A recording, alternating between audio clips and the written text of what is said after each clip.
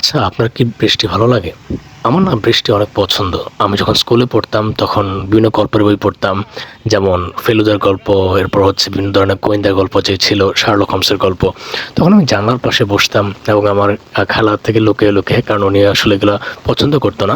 But আমি তখন লুকিয়ে, লুকিয়ে বই পড়তাম। এবং জানালার পাশে বসে যখন পড়তাম আর বৃষ্টি দেখতাম, আসলে ওই অনুভূতি আসলে কোনোভাবেই ব্যক্ত করা পসিবল না। তো আজকে হঠাৎ করে এই কথাগুলো মনে পড়ছিল। কারণ হচ্ছে আমি গিয়েছিলাম নব থিয়েটারে ঘুরতে।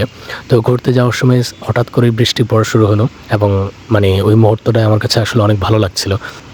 তো আমি শুনেছি যে আগে নব থিয়েটার আসলে অনেক জাঁকজমকপূর্ণ ছিল। সেখানে আসলে গেলে বিভিন্ন ধরনের শো দেখানো হতো মহাকাশ নিয়ে এবং বিভিন্ন ধরনের এক্সাইটিং বিষয় নিয়ে।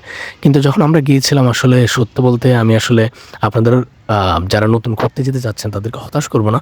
বাট ভিতরে আসলে ম্যানেজমেন্ট অনেকটাই করুণ অবস্থায়, একদম প্রত্যেকটা বিষয় আপনার ওয়াশরুম, পরিবেশ প্রত্যেকটা জিনিস আসলে প্রপারলি ম্যানেজ হচ্ছে না।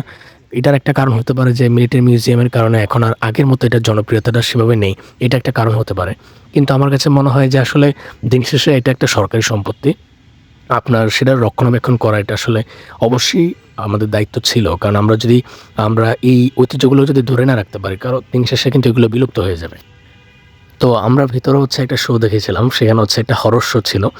একেক সময় একেক শো চালানো হয়। এটা হচ্ছে তাদের নিজেদের মতো করেই তারা চুজ করে। সো হরর শোটা দেখলাম, ভালোই ছিল। এটা একটা 9D শো ছিল, যেটা আপনারা দোতলায় দেখতে পাবেন। আর টিকিট প্রাইস হচ্ছে নরমালি হচ্ছে ৳১০০, কিন্তু আমাদের যেহেতু বৃষ্টির দিন আর এমনিতে হচ্ছে শো আরও চলতেছিল না। মেবি একদিনে ৩ টা শো মেবি দেখানো হয়। সো যখন আমরা গিয়েছিলাম জাস্ট একটা শো চলতেছিল। এজন্য হচ্ছে ৳৮০ রাখা হয়েছিল। আর আপনারা যদি কেউ জানতে চান যে কিভাবে আসবেন, অনেক সহজ। আপনারা হচ্ছে বিজয় সরণিতে চলে আসবেন। সেখানে মিলিটারি মিউজিয়ামের একদম অপোজিটেই আপনারা ইজিলি চলে আসতে পারবেন। তবে আমি আপনাদেরকে সাজেস্ট করব, যদি আপনারা আসেনই নিজেদের যদি আপনার প্রিয়তমা থাকে তার সাথেই আসবেন। কারণ হচ্ছে তখন আপনার কাছে এই এক্সপেরিয়েন্সড একটা মজাদার একটা এক্সপেরিয়েন্স হবে। কারণ যখন আপনি 3D শোটা দেখবেন বা ওভারঅল যে মোমেন্টটা, সেটা আপনার কাছে এক্সাইটিং লাগবে। তো আপনার যদি অলরেডি নব থিয়েটার ঘোরা হয়ে যেয়ে থাকে তাহলে অবশ্যই কমেন্টে জানাবেন যে আপনার এক্সপেরিয়েন্সটা কেমন ছিল। অ্যান্ড ওভারঅল এতে হচ্ছে অন্যরা উপকৃত হবে, তার যাওয়া উচিত নাকি উচিত নেই বিষয়টা নিয়ে জেনে।